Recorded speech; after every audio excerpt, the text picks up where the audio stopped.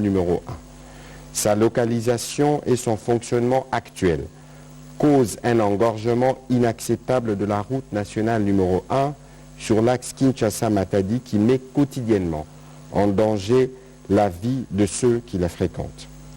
Conformément à sa volonté de doter toutes les grandes villes du pays d'infrastructures socio-économiques modernes, fonctionnelles et favorisant les dynamismes économiques, le président de la République a instruit la mise en place d'une équipe de travail chargée de réaliser une étude de faisabilité en vue de la construction d'un grand centre logistique et de la délocalisation de l'actuel marché de Matadi-Kibala qui permet de faire le stockage et la commercialisation de produits agricoles. Cette commission sera placée sous la supervision du Premier ministre chef du gouvernement et comprendra le vice-premier ministre, ministre de l'Intérieur, décentralisation et affaires coutumières, le ministre d'État, ministre de l'Urbanisme et Habitat, le ministre des Affaires foncières, ainsi que d'autres parties prenantes dont les gouverneurs des provinces de Kinshasa et du Congo central. Le deuxième point de la communication du président de la République a porté sur ses missions officielles d'itinérance à l'intérieur du pays et de l'urgence d'accélérer la mise en œuvre du programme du gouvernement. Faisant le point de sa récente tournée dans l'espace Grand Kasaï, à l'instar de celles effectuées dans les provinces du Congo central, du Nord Kivu, de l'Ituri et du Grand Katanga, le président de la République, chef de l'État, a indiqué avoir été meurtri de voir les conditions de vie difficiles des Congolais quasiment abandonnés à leur triste sort. Son constat est unique et sans appel sur l'état des parties du pays qu'il a visité. La désolation. Pendant plus de 10 jours, il a sillonné le Kasaï central, le Kasaï oriental, la Lomami et les Sankuru. Dans chacune de ces étapes, il a eu des échanges avec les populations urbaines, périurbaines et rurales, qui ont toutes réclamé de voir une nette amélioration de leurs conditions de vie. Cette situation, qui n'est que l'échantillon de l'état général de nos populations, dans toutes les provinces, a fortement interpellé les garants de la nation, et celle-ci devrait davantage interpeller l'exécutif. Ces tableaux vécus sur terrain avaient déjà fait l'objet il y a quelques semaines de la 8e session de la conférence des gouverneurs. Le président de la République a exhorté le gouvernement à redoubler d'efforts pour assurer par tous les moyens le bien-être de nos populations où qu'elles se trouvent à travers le pays. C'est ainsi qu'il a fermement chargé le Premier ministre 1.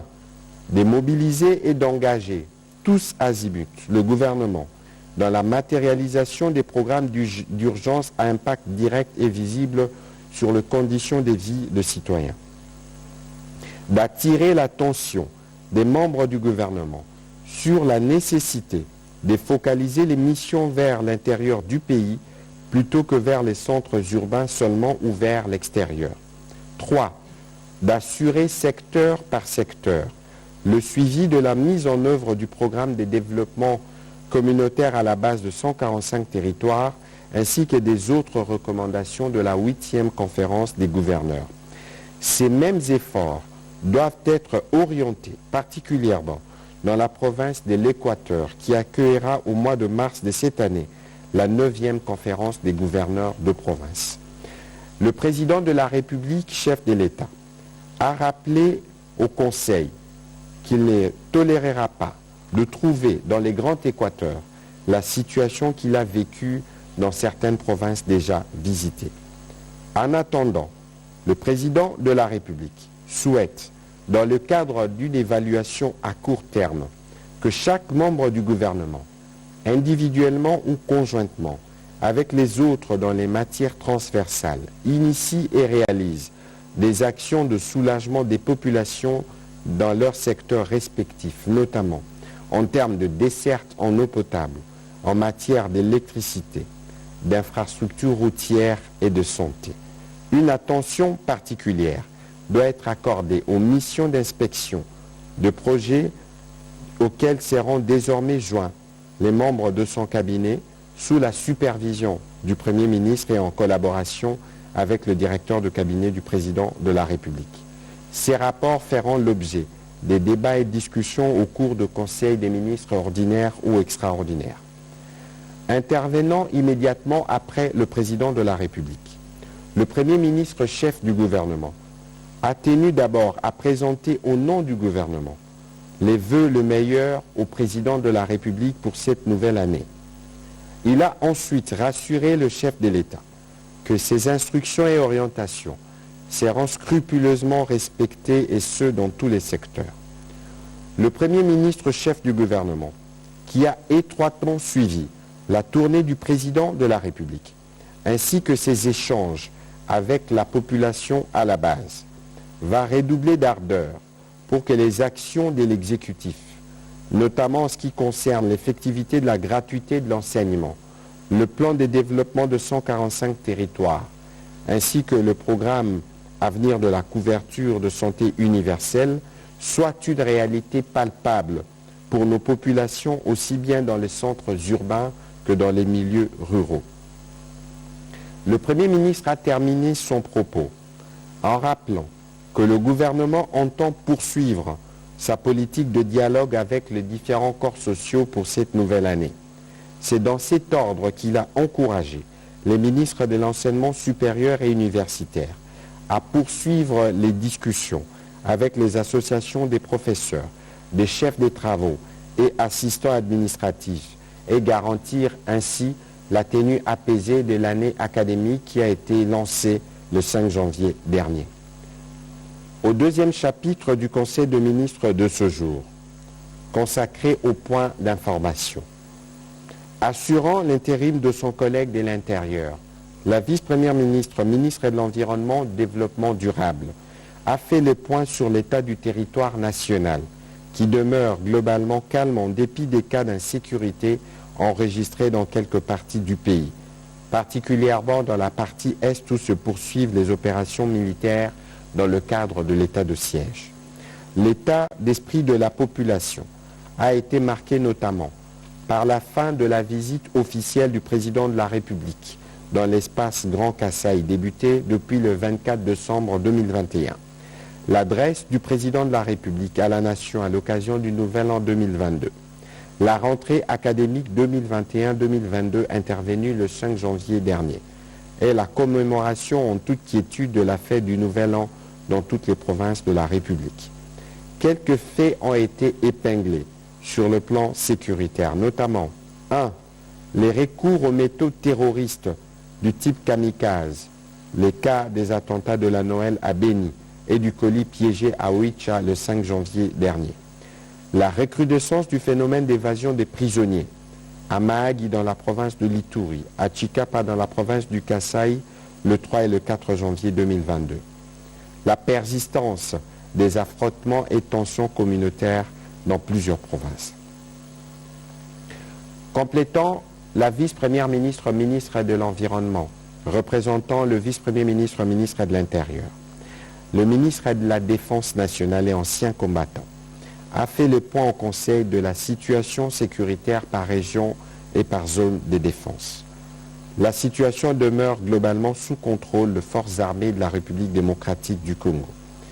Il a indiqué que dans la première et la deuxième zone de défense, la situation est stable, excepté dans le Tanganyika, où il a été signalé l'activisme des miliciens du groupe Apanapale. Cette situation est suivie de très près par les forces armées de la République démocratique du Congo dans cette région. Concernant la troisième zone de défense, les opérations conjointes de forces armées de la République démocratique du Congo et des forces de défense du peuple ougandais UPDF se poursuivent normalement. La mutualisation de ces forces a notamment conduit à l'occupation du quartier général des terroristes à Kampiadjoua et des opérations ciblées sur d'autres bastions se poursuivent.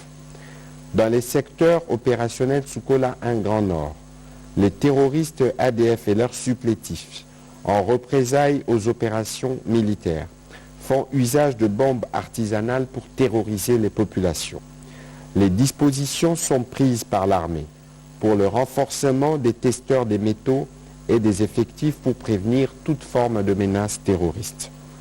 Dans les territoires de Rutshuru, des dispositions sont prises pour étouffer toute intention de l'ennemi et éventuellement contrer toutes ces attaques. Le ministère de la Défense nationale reste déterminé à atteindre les objectifs fixés par le gouvernement, à savoir la restauration de l'autorité de l'État sur toute l'étendue du territoire national. Intervenant sur ces chapitres de points d'information, le ministre de la Santé, Hygiène et Prévention a fait les points de l'évolution de la situation de la pandémie à Covid-19. Le ministre de la Santé a présenté un cumul de 80 997 cas confirmés et 2 probables depuis l'apparition de ces virus en République démocratique du Congo. 1173 compatriotes sont décédés, soit un taux de létalité de 1,7%. Avec la survenue du variant Omicron, plus de 200 cas sont enregistrés par jour. L'épicentre de la pandémie qui touche toutes les 26 provinces de la République démocratique du Congo reste Kinshasa, la capitale. Il a indiqué que la dynamique de la riposte fait face à plusieurs défis, parmi lesquels la faible couverture vaccinale, la survenue du nouveau variant Omicron plus transmissible, l'automédication et la consultation tardive des cas. Des actions entreprises, le ministère de la Santé publique, Hygiène et Prévention a réaffirmé la détermination du gouvernement à poursuivre la sensibilisation de la population pour se faire consulter dès l'apparition de symptômes grippaux et se faire vacciner. Il a également rassuré que les stocks de vaccins demeurent suffisants pour couvrir les demandes. Cependant, la fourchette de péremption ira de février à juillet 2022. Sur un autre chapitre, le ministre de la Santé publique, Hygiène et Prévention a informé le Conseil de la notification d'une flambée des cas de choléra enregistrés dans la province du Sud Kivu.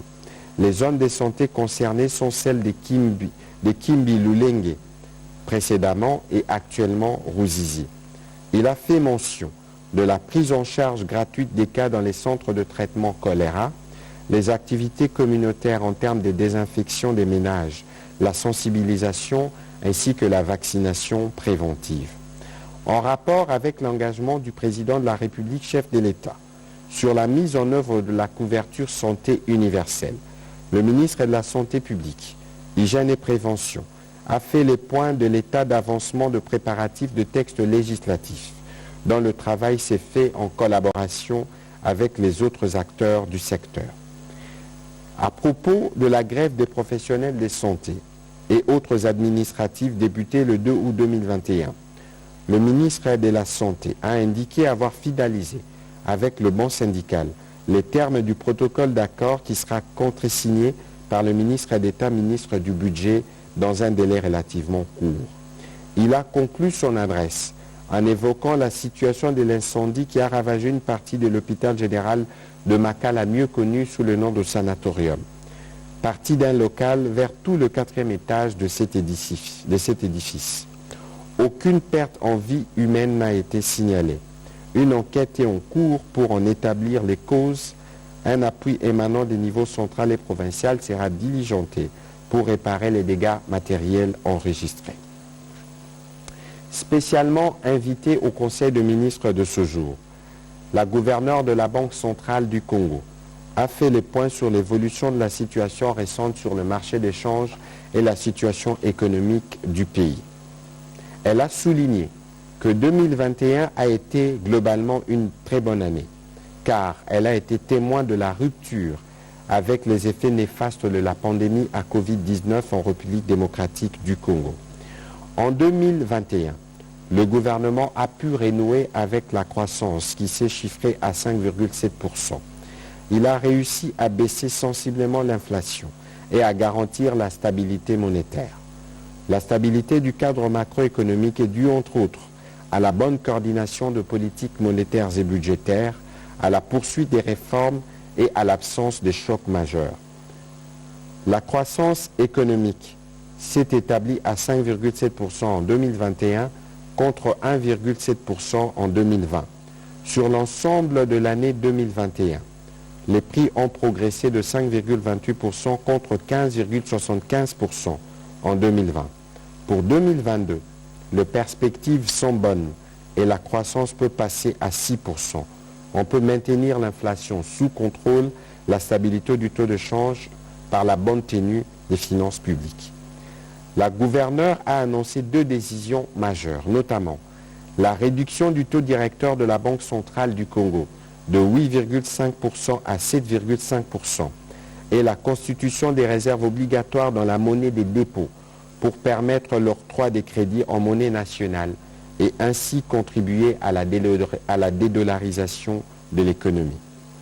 Complétant la gouverneure de la Banque centrale sur ces points, le ministre des Finances a fait le point de la situation des finances en 2021. Les recettes mobilisées par les régies financières durant l'année qui s'est achevée ont atteint un niveau historique de 12 000 milliards de francs congolais, soit près de 6 milliards de dollars américains, indiquant une augmentation de 65% par rapport aux recettes réalisées en 2020. Le mois de décembre a connu une recette exceptionnelle de près de 50 milliards de francs congolais, soit 25 millions de dollars, dû au paiement de bonus des signatures liées au renouvellement de la convention pétrolière avec la société Perenco. L'entièreté de cette recette a été affectée aux interventions du gouvernement à travers le Bureau central de coordination, en vue des affectations suivantes. 20 milliards de francs congolais affectés au projet de développement pour le territoire de Mwanda. 20 milliards de francs congolais comme à compte aux efforts de redynamisation de la diplomatie congolaise tels qu'adoptés en Conseil de ministres. 10 milliards de francs congolais en complément à d'autres projets d'investissement du gouvernement. Il a conclu son propos en insistant qu'en 2022, davantage d'efforts seront consentis pour l'amélioration de la qualité de la dépense. Au chapitre 3 du Conseil de ministres de ce jour, relatif à l'approbation d'un relevé des décisions du Conseil de ministres, le Conseil de ministres a adopté le relevé des décisions prises lors de sa 34e réunion tenue le vendredi 24 décembre 2021. Au chapitre 4, dernier chapitre du Conseil de ministres de ce jour, relatif à l'examen et adoption de dossiers, un seul dossier a été traité, de l'état de lieu de la liquidation de lignes aériennes congolaises. En exécution de l'instruction du président de la République, donnée lors de la 34e réunion du Conseil de ministres, la ministre d'État, ministre du portefeuille, en collaboration avec le ministre des Transports, Voies des Communications et des Désenclavements, a mis en place une commission interministérielle chargée de présenter un rapport succinct relatif à l'état des lieux de la liquidation des lignes aériennes congolaises. Composée d'experts de la primature, des ministères en charge du portefeuille de transport, la dite commission a examiné plusieurs points, notamment la créance certifiée des lignes aériennes congolaises sur l'État congolais, la dette sociale certifiée due aux agents des lacs, la dette envers d'autres créanciers, enfin la valeur marchande du patrimoine existant. La ministre d'État, ministre du portefeuille, a précisé que l'éventuelle récupération du patrimoine restant des lignes aériennes congolaises pour l'affecter à une autre société existante ou nouvelle société devra se faire par voie d'acquisition auprès du comité de liquidation des lignes aériennes congolaises.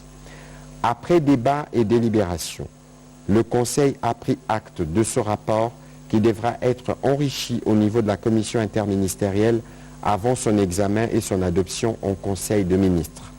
Commencée à 11h23, la réunion du Conseil de ministres, la première de l'année 2022, a pris fin à 14h43. Je vous remercie.